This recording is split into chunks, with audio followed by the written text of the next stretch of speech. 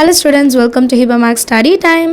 10th Standard Science last week question paper நான் கொடுத்திருந்தேன் 50 மார்க்ஸ்க்கு.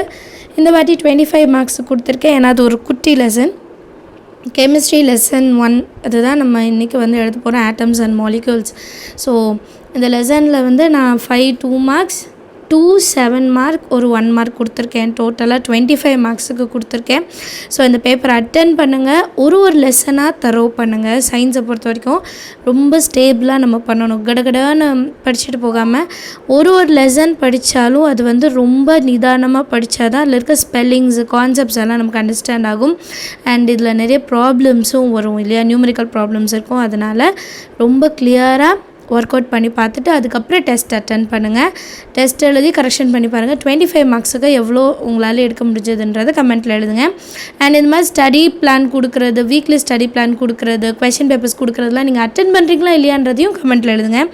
அப்போ தான் அடுத்த வீடியோ நான் ரெடி பண்ணுறதுக்கு எனக்கு ஒரு மோட்டிவேஷனாக இருக்கும்.